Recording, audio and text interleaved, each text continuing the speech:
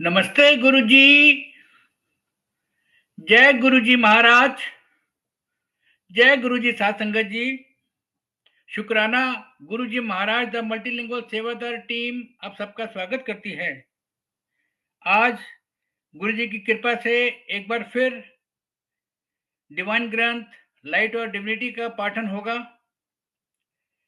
आज का सत्संग संजीव कश्यप जी का है, जिनके बारे में हमने बहुत ढूंढा, पता किया, लेकिन हमें उनके बारे में किसी ने कुछ खबर नहीं दी, हमें कुछ मालूम नहीं पड़ पाया।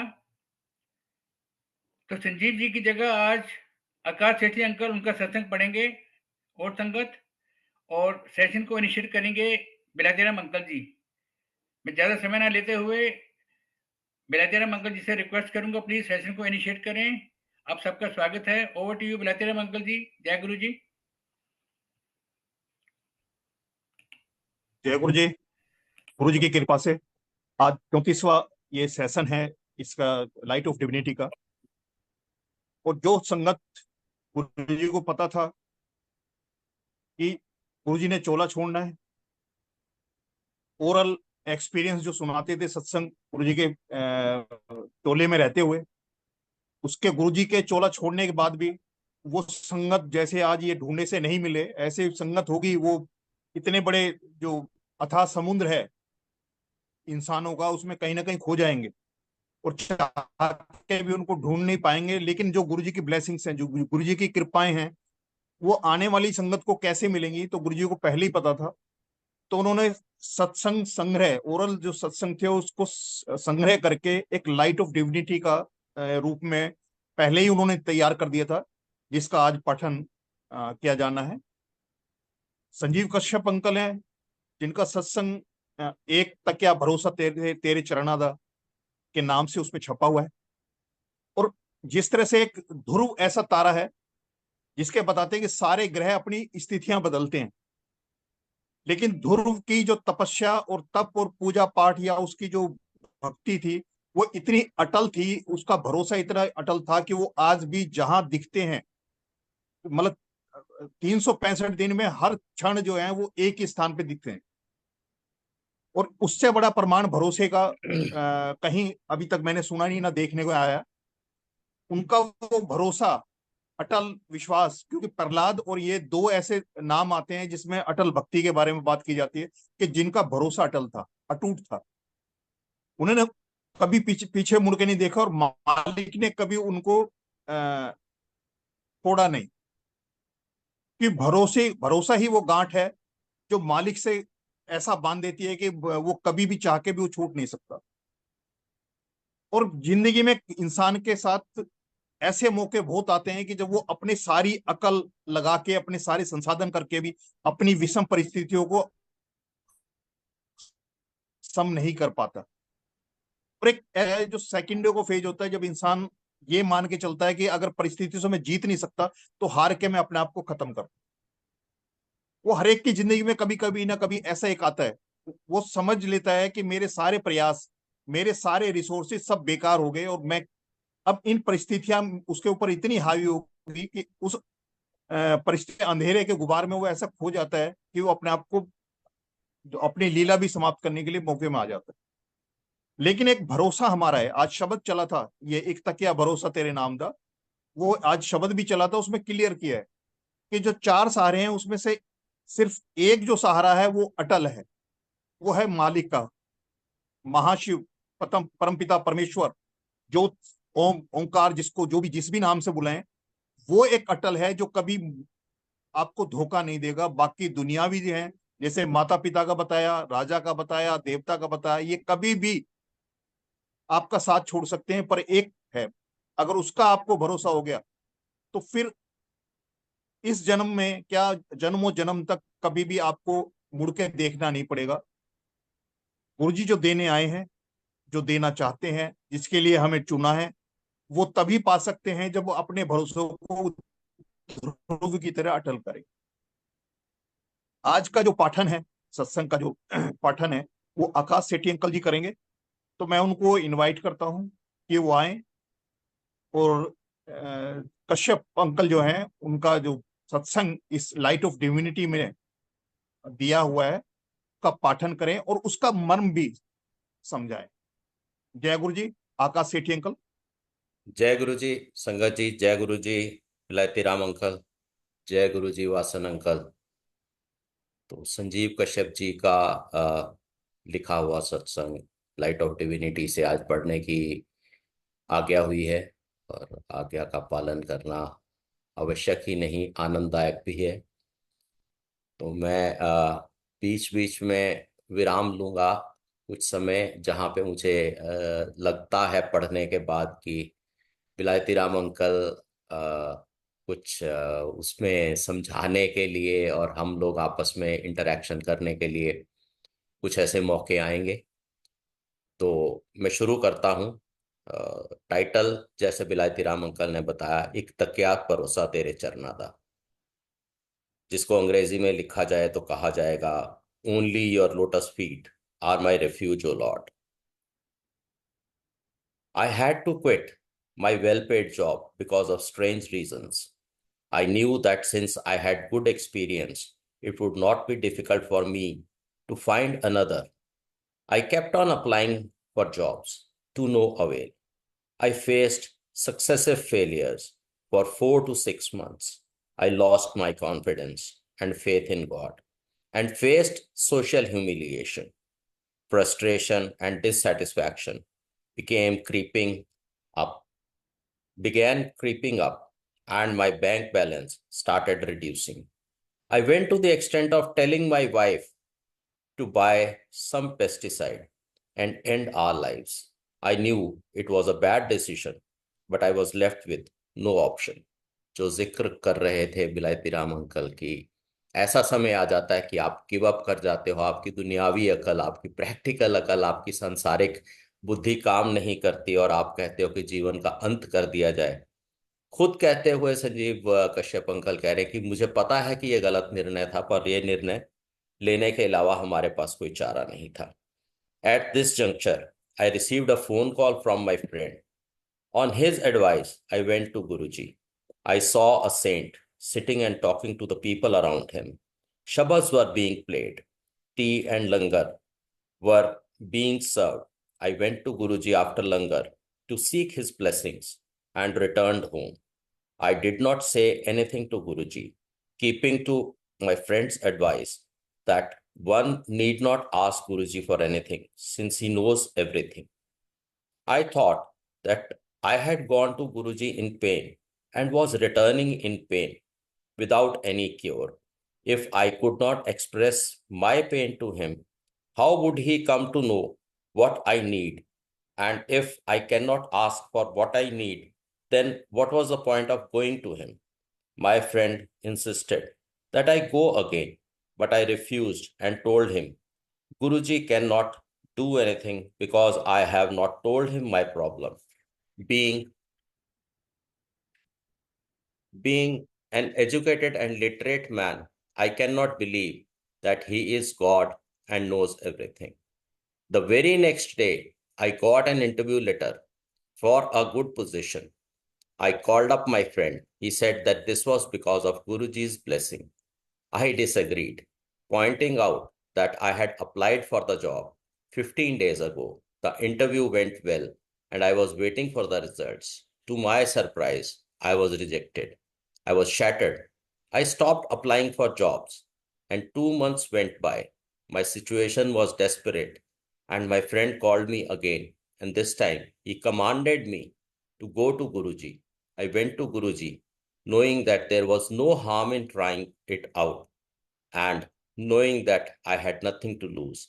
The situation could not become worse. इससे बुरी हालत हो नहीं सकती थी। तो यहाँ पे एक पॉज लेते हैं और विलायती राम अंकल जी से प्रार्थना है कि इसका थोड़ा वर्णन करें इस परिस्थिति का, कि जहां एक आदमी ने अपनी दुनियावी अकल लगाई और ये सोचा कि गुरुजी अंतर्यामी कैसे हो सकते हैं, और फिर अपने इंटरव्यू लेटर आने का कारण ये बताया कि भी मैंने 15 दिन पहले अप्लाई किया था और नतीजा जो दुनियावी अकल से होता है वही हुआ। विलायती राम अंकल जी। गुरु जी ने जो अहम और वहम, दो चीजें जो हमारी जिंदगी को सबसे जटिल बनाती हैं, और ये जब तक होंगी तब तक ना तो हमें सब्र रखने का मौका मिलेगा और ना हमें भरोसा होगा। एक छोटा सा प्रसंग है।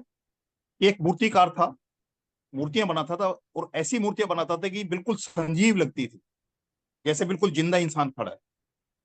उसको अपनी मौत का वक्त पता लग गया, और मौत का वक्त पता लगने के बाद उसने क्या किया कि अपने जैसी जो है ना, उसने 10 मूर्तियां बना दी और एक कमरे में खड़ी कर दी, और जो वक्त था उसमें खुद भी खड़ा हो गया, सेम कपड़े पहन के, सेम जैसी मूर्तियां। यमराज ने यमदूत भेजा है, यमदूत ने आके देखा उसमें कि मेरे को तो एक का आदेश हुआ था और यहाँ 11 के 11 खड़े हैं और सब ऐसे हैं।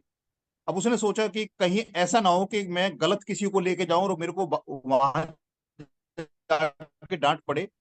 वो बहुत कोशिश करने के बाद भी उसने उससे की समझ में नहीं आया कि मैं किसके प्राण हरूं। जैसे ही वो बाहर जा रहा था तो उसके दिमाग में क्लिक किया कि इंसान जो है ना, अहंकारी बहुत है, अहम बहुत है उसमें। तो उसने मुड़ते हुए ये बोला, कह रहा अगर ये मूर्तियां इतनी सजीव है कि सारी सारी ऐसी बोल रही है कि अभी चलेंगी, अभी बोलेंगी, अगर इसका मूर्तिकार मेरे सामने जाए तो मैं उसको इनाम दूं।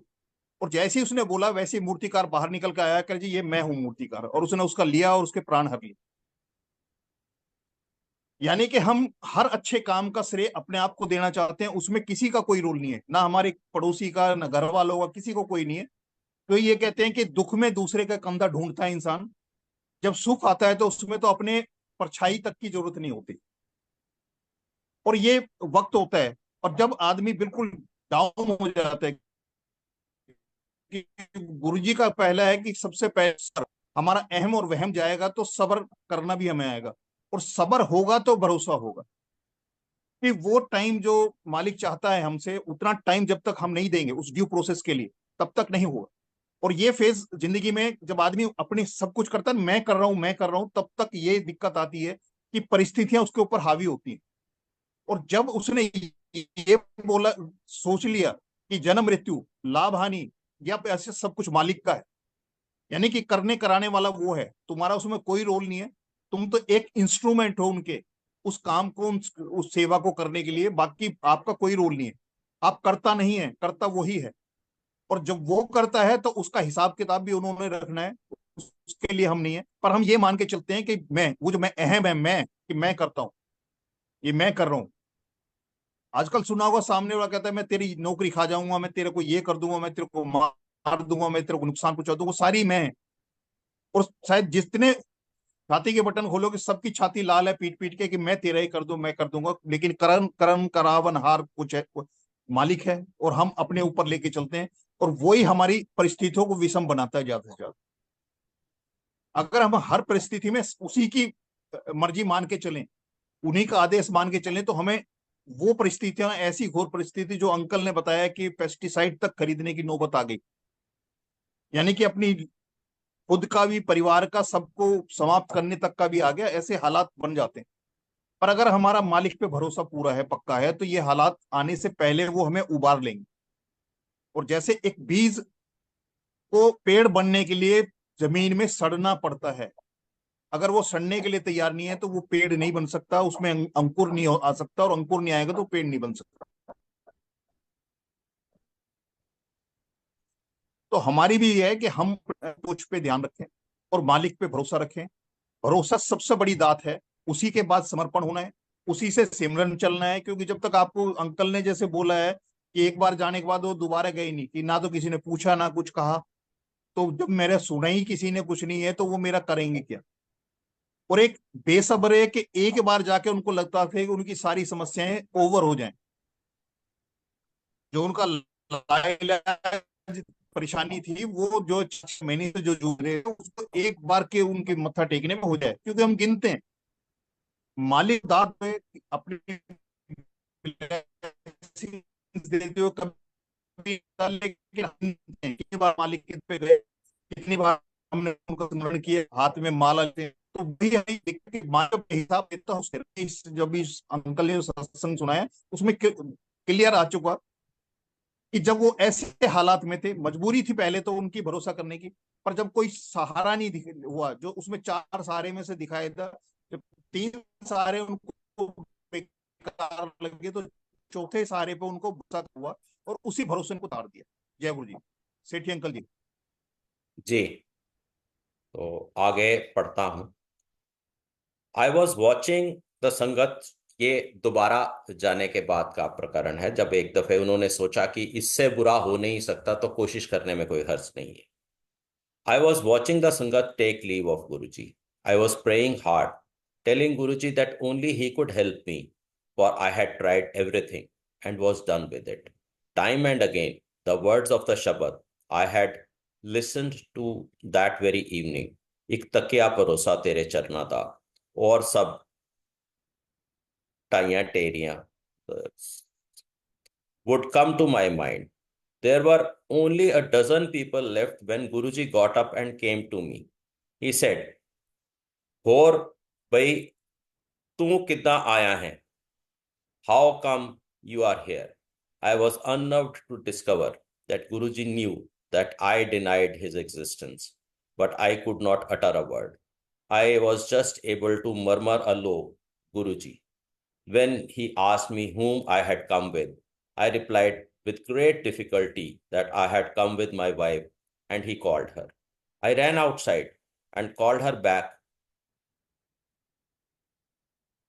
called her back in. Guruji asked her name and then uttered his golden words.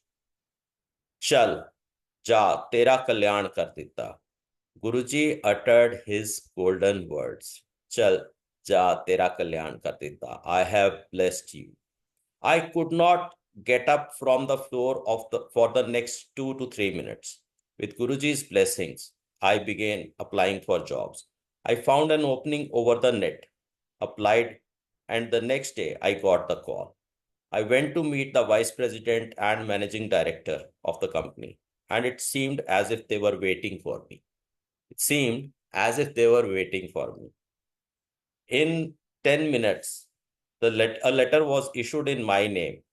The same evening, I came to Guruji and I wanted to apologize for my misdeeds. I accepted where I was wrong, and most importantly, I really wanted to thank him.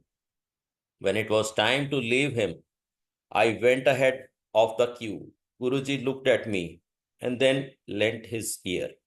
I told Guruji that I had been jobless for 9 months, but with his blessings, I had got a job. Guruji was silent and then said, "जा फिर ऐश कर." Go then, enjoy. His words have come true. Not only do I have fun at my job, but also all the tasks entrusted to me go off perfectly. Everyone is impressed. I am convinced Guruji is doing it. I often tell people that earlier I was alive. Only now I started living. जीवित तो पहले भी था, जीवंत अब हुआ हूं, जीना अब मजा आ रहा है। तो गुरुजी के मात्र ब्लेसिंग्स देने से और इतना कहने से कि जा ऐश कर, उसके जीवन में ऐसा बदलाव आ गया कि वो बदलाव जो वो एंजॉय करता है, उसे मालूम है देने वाला कौन है, उसका शुक्र भी करना चाहता है, उसको क्रेडिट भी करना चाहता है और विश्वास भी बनाए रखना चाहता है। बीच में एक सेंटेंस में उसकी भाषा का बदलाव लिखने वाले का बहुत स्ट्राइकिंग है। पहले पैराग्राफ में था आई वेंट टू गुरुजी, इसमें लिखा है आई केम टू गुरुजी, जैसे कि मेरी असली जगह गुरुजी के चरणों में। विलायती राम अंकल, आप इसका वर्णन करेंगे?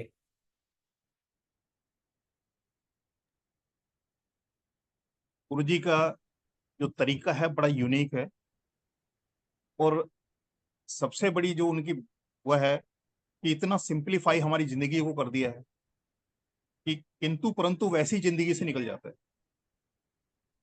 और भरोसा वो करवाते हैं पर उसके लिए हमें तो तैयार करना होगा ना, अपने आप को वो मिट्टी तो बनाना पड़ेगा जिसमें वो अंकुरित हो सके, उतना तो उर्वर करना पड़ेगा, वो तो हमारा ही है। जब तक उतना नहीं करेंगे तो उसमें कितने ही बीज डाल लो, कितना ही खाद डाल लो, क्या फर्क पड़ेगा। उस तैयारी के लिए, अपनी पात्रता को बढ़ाने के लिए अक्सर मांगते तो हम बहुत कुछ हैं, देने वाला दे भी सकता है, लेकिन उनको पता है कि ये नालायकी कर रहा है, मांग क्या रहा है और इसकी औकात नहीं है इसको संभालने की।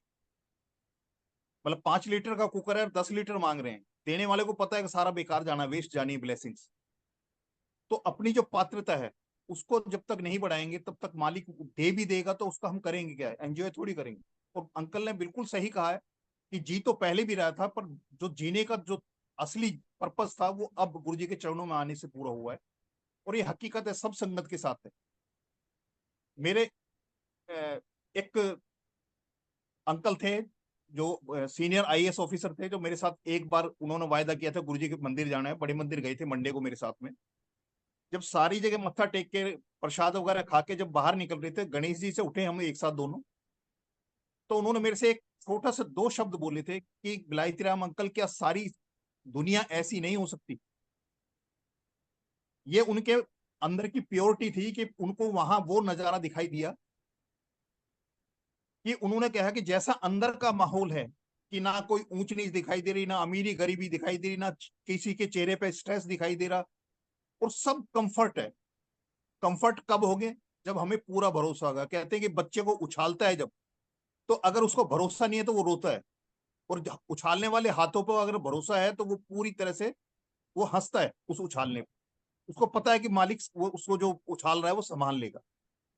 तो उन्होंने छोटी सी बात कह दी कि सारी दुनिया ऐसी नहीं हो सकती, और अगर गुरुजी के बताए हुए उस पे हम चल निकले सारे, तो इस दुनिया में पुलिस और मिलिट्री, ये दीवारें, ये कलेश, ये क्राइम, ये कुछ रहेगा ही नहीं। क्योंकि सब जब उनके हिसाब से चलना शुरू कर देंगे फिर बाकी किसी की जरूरत नहीं है। ये अलग अलग बनाना, अलग अलग करना, ये कुछ भी मायने नहीं रखता। और गुरुजी ने हमारी जिंदगी को जितना सिंप्लीफाई किया है कि असली जो तथ्य है, जो तंत्र है हमारी जिंदगी का, उसको समझें और उसको पाने के लिए चलें। बाकी जो बहुत कुछ करते हैं हम, दुनिया को दिखाने के लिए बहुत कुछ करते हैं, पर मालिक ने जो देखना है उस चीज को हम पकड़ के चले। और उनको क्या है कि आपका भाव है, आपकी श्रद्धा है, आपकी आस्था है, आपका भरोसा है, ये सारी चीजें हैं जिसको हमने उनको समर्पित करना है, उनको अर्पित करना है। दुनियावी चीजें तो ना लेके भेजा उन्होंने, ना हमें लेके जाना उनके पास। ये यही थी, यही जो भी कुछ किया यही छोड़ के जाना है। तो मालिक ने जो बताया कि वो कहते हैं गुरुजी को मानना शुरू कर दिया तो गुरुजी की भी मानना शुरू कर दें। तो असली जो गुरुजी बोलते थे, जो मैं देने आया था वो तो कोई मांगता ही नहीं है, तो वो चीज स्वतः ही आपकी जिंदगी में आपकी समझ में आ जाएगी कि क्या वो देने आए थे, क्या आपने उनसे लेना है। तो गुरुजी की कृपा है, ब्लेसिंग्स है, एंजॉय कर सकते हैं, पर पूरा वो भरोसे वाली जो बात है, भरोसा भी हमें करना होगा और अपने आप को उसके लिए तैयार भी करना होगा। जितनी कोशिश वो कर रहे हैं हमारे लिए, उससे ज्यादा कोशिश हमें भी करनी होगी उस लायक बनने के लिए। अपने अंदर के अवगुण, अपने अंदर की परेशान जो चीजें हैं जो हमारी जिंदगी को दोजख बनाती हैं, नरक बनाती हैं, जीते जी जो बनाती हैं, कई दफे हम ऐसी इच्छाएं और को आवश्यकताओं में शामिल कर लेते हैं कि जो हमारी जरूरत नहीं है, पर हमने देखा देखी दूसरे को देख के जो ना अपनी जिंदगी में ले आए। पर वही सबसे बड़ी परेशानी है, वो होती है जरूरत तो मालिक पूरा कर देता है। एक शब्द में है कि एक का नियम था कि वो पहले किसी भूखे को खाना खिला के वो था। एक दिन कोई आया, उसको खाना खिलाने बैठाया, तो उसने सीधा खाना से उसने बोला भी उस मालिक का तो थैंक्स कर जिसने तेरे को खाना दिया है। वो कहने लगा उसने तो आज तक पिया नहीं, मैं थैंक्स क्या करूं, उसने तो कुछ भी नहीं दिया, तुम्हारा तो मैं थैंक्स कर सकता हूँ, उसका नहीं कर सकता। तो उसने उससे खाना ले लिया और उसको भगा दिया। जब वो बैठा, ध्यान में बैठा, तो उसका ध्यान नहीं लगा। तो उसने मालिक से कहा कि मालिक ऐसा क्या हो गया, मैंने तो सब कुछ ठीक ठाक किया। कह रहा है तूने आज जो है ना एक भूखे को जो है ना मेरे को उठा दिया। कह रहा जी वो आपको ही नहीं मानता। कह रहा मान तो वो 40 साल से भी नहीं रहा था मेरे को, लेकिन मैं उसको खाना दे रहा था ना उसको। जब उसके कर्म नहीं, हमें अपने कर्म देखने, तो जो है अपने कर्तव्य पूरा कर रहे हैं, हमसे अधिक नहीं कर रहे। तो कह रहा 40 साल से मैं भी तो उसको दे रहा हूँ ना खाने को, और तूने एक ही बार में जो है ना उसको भगा दिया। तो ये बहुत गूढ़ गुरुजी ने जो शब्द वाणी में सुनाते हैं, सिर्फ सुनना भर आ जाए तो समझ में भी आ जाएगा कि मालिक हमसे चाहते क्या है और किस रास्ते पे चलाना चाहते हैं और कहां तक ले जाना चाहते हैं। जय गुरु जी। आगे सेठी अंकल जी। जी अभिलाषी राम अंकल, हम जब ईश्वर के काम में दखल देने जितना अहम रखने लगते हैं तो सब दुखों का कारण वही बनता है। आगे पढ़ता हूं। He also gave me pain, will give me cure. He who gave the pain, will give the cure. The first day I went to Guruji, my knees were paining severely. I went to see a doctor and was told that the ligaments of the knee have got damaged. I was advised rest and told to desist from moving the knee. Medication was prescribed. The pain used to be unbearable. When my friend called up and asked me to visit Guruji, I told him that the first day I went for Guruji's darshan, my ligaments got damaged. I had gone to seek a job, I continued, but had returned with agonizing pain. My friend kept quiet. 2 months later, the knee pain was gone. When I went to Guruji again on my friend's advice, the knee pain started all over again. I went to the doctor again and he advised an expensive treatment. I had little money to spare, and with the knee problem, going to Guruji became even more hard. I was hardly able to walk. One day I prayed to Guruji to give me strength. I was able to put myself in the car, drive, and reach Empire Estate. As I was leaving, I prayed to Guruji mentally. तुम्ही ने दर्द दिया है, तुम ही दवा देना. You have given the pain, you will give the medicine too. And the very next moment, the pain was gone. To confirm that my knee trouble was over, I visited the doctor. He was more surprised than me to find the knees okay. I have not seen a doctor's face since Guruji does not have to speak to individuals to cure them. You get a strong feeling he is commanding you to do something, and when you obey, you are saved from some problem. जब भी आप उनके आदेश में रहते हैं, उनका आदेश मानते हैं, आप किसी बड़ी मुसीबत से मुक्त हो जाते हैं. बिलायती राम अंकल जी. गुरु जी एक तो रसिक बैरागी गुरु हैं, दुनिया में रह के अपने कर्मों को करते हुए जो विरक्ति होती है, वो कहते हैं कि जब अगर आसक्ति होगी तो इसी दुनिया में घूमना पड़ेगा, उसके लिए विरक्ति जरूरी है. विरक्ति तभी होगी जब हम कर्मों को खुद करता ना माने. हमारे साथ एक आंटी जो सेवा करते थे, एक बार वो काफी दिनों तक सेवा में नहीं आए. एक दिन मुलाकात हुई बड़े मंदिर में, मैं सेवा कर रहा था, तो उन्होंने वो जो कॉफी स्टैंड है वहां बैठे हुए थे, तो मैंने आंटी से हंस के बोला, मैंने कि आंटी डेली क्लास हो रही है, आप जो ना बंक मार रहे हो. ऐसी मैंने बोला. मैंने कि जैसे 15 दिन का कोर्स है, तो आपने डेली अगर कोर्स अटेंड करना है तो 15 दिन में कोर्स अटेंड ओवर हो जाएगा, आपकी डिग्री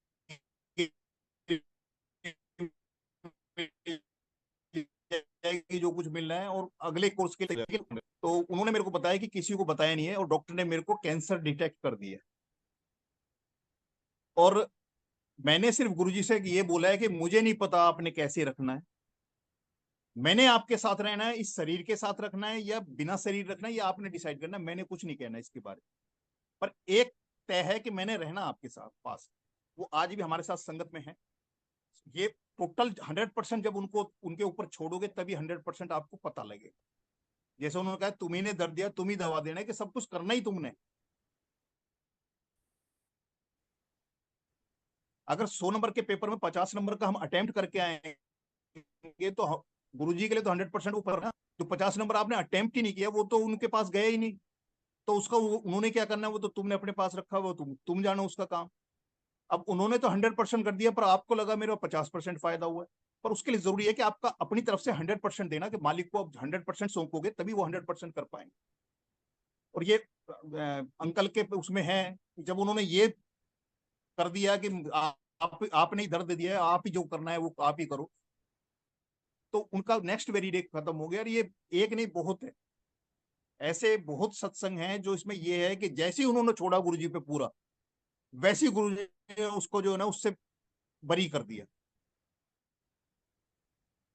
वो चीज उनके जिंदगी से आउट हो गई और दोबारा वापस मुड़ के नहीं है. पर उसके लिए जरूरी है कि 100% देना अपनी तरफ से. नहीं तो जितना परसेंट हम देते हैं मालिक को, उतने परसेंट या 100% है उनके लिए, उतना ही वो करेंगे. उन्होंने 100% कर दिया, पर आपको लगे मेरे को तो गुरुजी ने पूरी तरह से मेरा क्योर ही नहीं किया, मेरा मेरा मेरी तो सुनी नहीं, अरदास ही नहीं सुनी. और ज्यादातर हम अरदास में आदेश ही करते हैं उनको.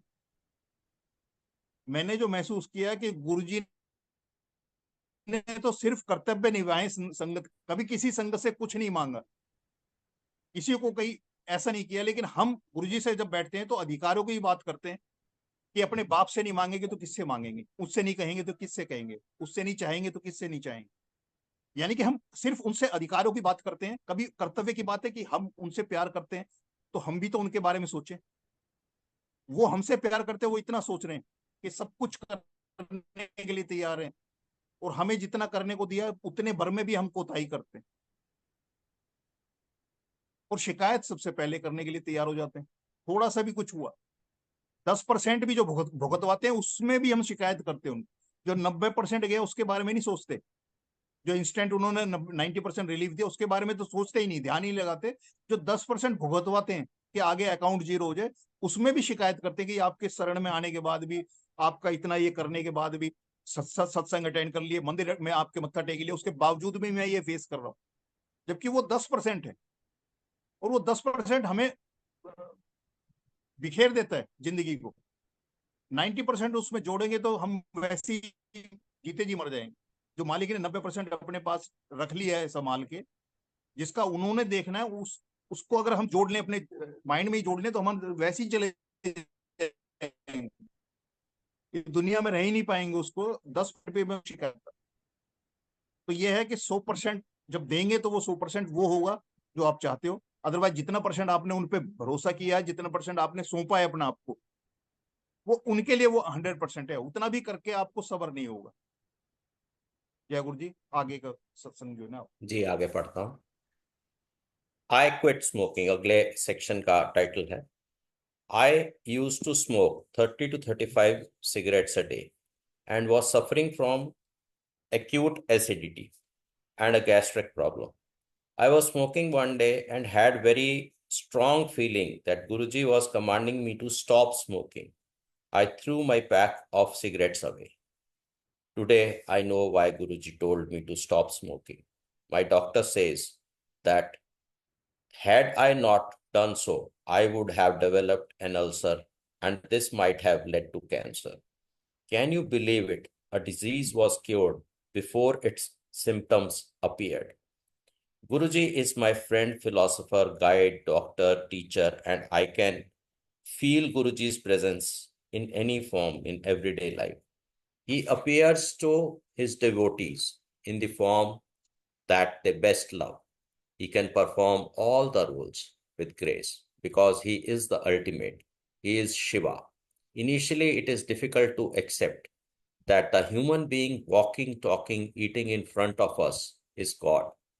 Since our childhood, we have been indoctrinated into believing that a person who looks human, has 4, 8 hands, has a particular animal as his vehicle, is God. But this is just a symbolic representation.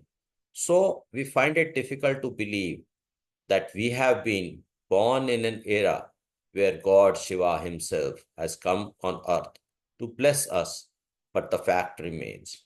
This is Satsang of Sanjeev Kashyap. So hard to believe, but ultimately you have to believe. जो सभी गुण ईश्वर के बताए गए हैं,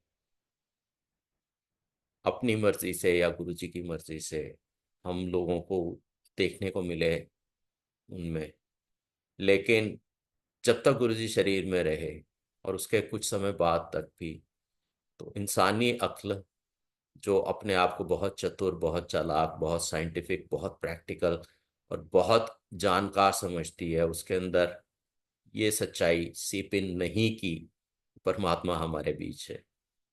और वो सच्चाई तब सीप इन की जब उस परमात्मा के आमने सामने दर्शन कर पाने का अवसर जा चुका था।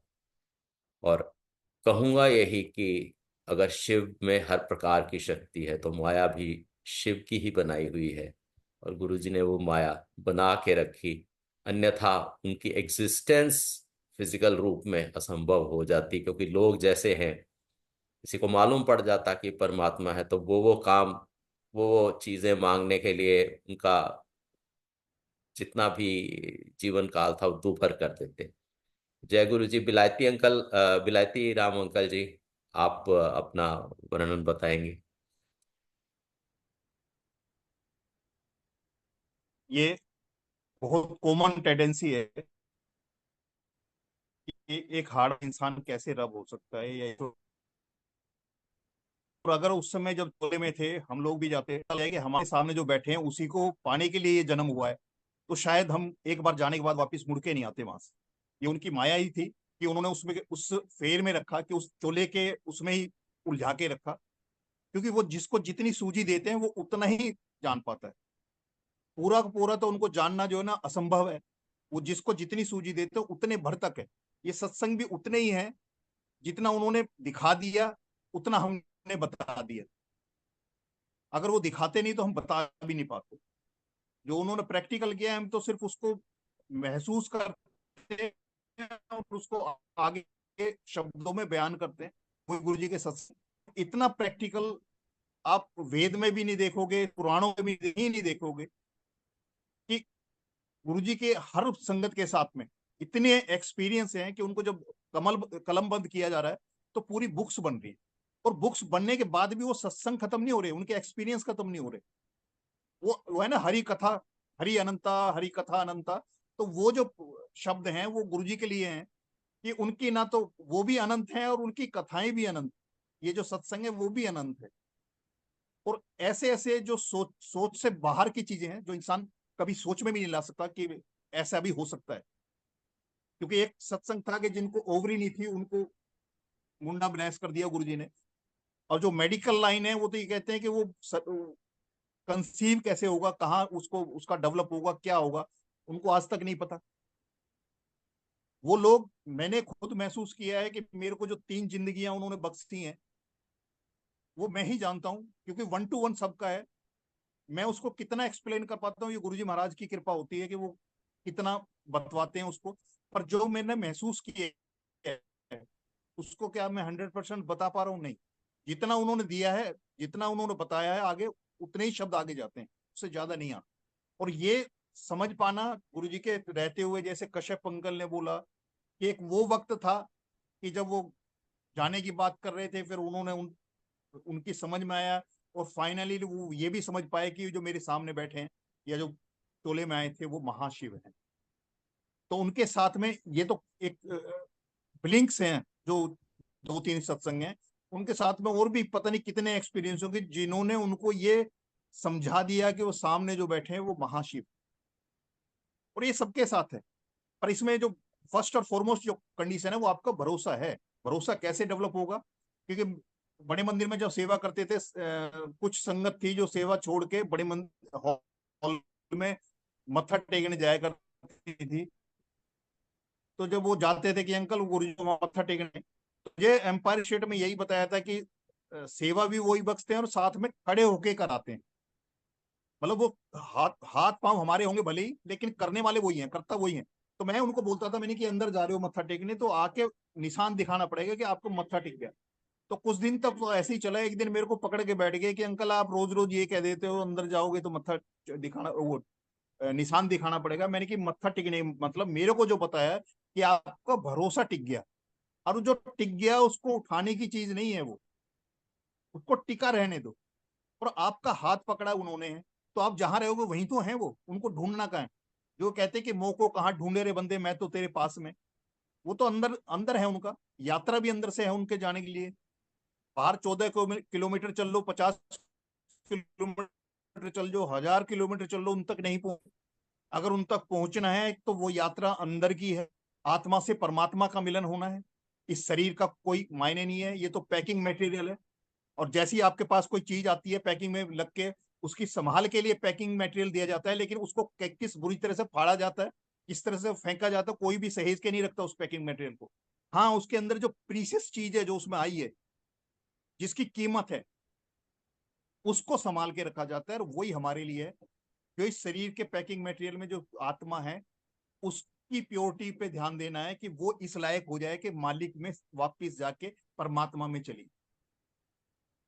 और वो तभी हो सकता है कि हम पूरे अपनी निष्ठा, भाव, भरोसा उनको सबको करके और मालिक पे। और मेरे को जो बताया वो तो है कि सिर्फ सिमरन, हर सांस सिमरन की प्रैक्टिस करो तो सिमरन ही शुक्राना है, क्योंकि वो तो हर पल करते हैं। हम शुक्राना करने के लिए हमें वो चीज नोटिस करने के पड़ेगी, कलम पेन डाउन करने की पड़ेगी चीजें कि मालिक ने हमें क्या क्या चीजें दी, किस किस चीज का हम शुक्राना करना है। तो इसका मतलब उस चक्कर में लग जाएंगे तो वही जो दुनियावी खेल है उसमें लग गए। अगर आपने सिमरन करना है तो मेरे से तो एक ही चीज बोल रहे हैं कि सिमरन ही शुक्राना है। जितना कर सकते हो अपना सिमरन बढ़ाओ, वही शुक्राना है। उनको शुक्राना करने का तरीका है उनका सिमरन बढ़ाना। इस फेर में ना पड़ना है कि उन्होंने हमें क्या दे दिया क्या नहीं दिया, वो लिस्ट बनाना, उसका फिर करना, फिर अब किसका शुक्राना करें, और उसमें बड़ी छोटी चीजें देखें, ये बड़ी चीज हमें दी मालिक ने, ये छोटी चीज दी, ये किसी दूसरे को दी, मेरे पास नहीं आई। फिर उसके अंदर वो इच्छा प्रकट होगी, फिर उसका भाव लेके आएंगे कि मालिक से ये हो कि वो उसके पास बड़ी कोठी दिखाई देगी तो मेरी भी होनी चाहिए, बड़ी गाड़ी दिखाई दी मेरे पास भी हो जाए। मतलब वो सारी चीजें फिर वो चलती हैं उसके साथ में, क्योंकि एक शुक्राना खत्म होगा, अगले के लिए शुक्राना कैसे करें जब तक कुछ मिले नहीं। यानी कि उम्मीद वो कह रहे हैं तो गुरुजी से करनी है सच्ची प्रीत, तो एक ही है निभाने की रीत, ना इच्छा ना मांग ना सिकवा ना उम्मीद। अगर सच्ची प्रीत करते हो ना तो आपके अंदर इच्छा होनी चाहिए कुछ, ना कोई मांग होनी चाहिए, ना शिकवा होना चाहिए, और ना उम्मीद होनी चाहिए, अगर मालिक से प्यार करते हो। और अगर इनमें से कोई एक भी चीज आपके अंदर है तो फिर तो आप शुक्राना करते हो सारी जिंदगी, वो देते रहेंगे, आप करते रहो। लेकिन जिस चक्कर से वो निकालने हैं उससे निकल नहीं पाएंगे। उनसे निकलना है तो सिमरन को लेके चलो, और वही आपको तारेगा। ये इसके फेर में नहीं पड़ना कि वो क्या दे दिया और क्या नहीं दिया, क्योंकि सांसें सबसे बड़ी दात है। जो कहते हैं सारी दुनिया की दौलत हमारे हाथ में आ जाए पर एक सांस हम खरीद नहीं सकते, और उन्होंने सांसें बख्श दी, मेरे जैसे की जिंदगी एक्सटेंड कर दी। तो कहीं ना कहीं सांसें ही बख्शी होंगी तभी तो जिंदगी एक्सटेंड हुई। तो मेरे से अमीर इस सृष्टि में कौन है? जिसको मालिक ने सांसें दे दी, आगे एक्सटेंड कर दी, उससे अमीर कौन होगा? क्योंकि गुरुजी वो देते हैं जो पैसे से खरीदा नहीं जा सकता। अब उसमें एक ही चीज आती है, ये सांसें, जिसको कुछ भी करके हम खरीद नहीं सकते। तो गुरुजी के संदेश हैं, वाणी में छुपे हुए हैं, पर उसके क्रक्स देखने होंगे कि गुरुजी ने जो हमें समझाना चाहते हैं उस वाणी में, उसके अंदर है, पर उसको हमें पकड़ना आ जाएगा जब ध्यान से सुनना आ जाएगा। इसलिए वो बोलते थे कि सुनिए, ना आप जजमेंटल होइए ना रीजनिंग करिए, सिर्फ सुन भर लो ध्यान से, तो जो वो समझाना चाहते हैं वो समझ में आना शुरू हो जाएगा। समझ में आ गया तो गलतियां खत्म, और गलतियां खत्म तो सजा का तो पार्ट वो किताब का हिस्सा ही नहीं होगा। और यही गुरु जी की ब्लेसिंग्स हैं कि हमें वो समझ में आ जाए जो मालिक देना चाहते हैं, उसको हम समझ पाए और उसके लिए कर पाए जो करना है। जय गुरु जी। जय गुरु जी। और ओवर टू वासन अंकल।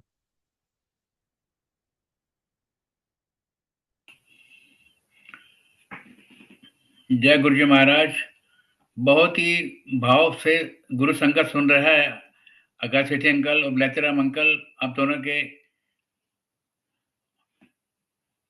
सत्संग बहुत ही प्यारे लगते हैं। मन करता सुनते रहें सुनते रहें सुनते रहें। लेकिन गुरु संगत जो है उनको चाहिए कि जो हमें गुरु जी के वचन सुनने को मिलते हैं, जो सत्संग सुनने को मिलते हैं, उसमें जो भावार्थ निहित छिपा होता है उसका मनन करें, तभी हम सबका कल्याण हो सकता है। आप दोनों का बहुत बहुत धन्यवाद। गुरु महाराज की तरफ से आशीर्वाद, गुरु संगत की तरफ से बहुत बहुत धन्यवाद। और मैं इसी के साथ ही हम लोग गुरु महाराज से आज्ञा लेंगे।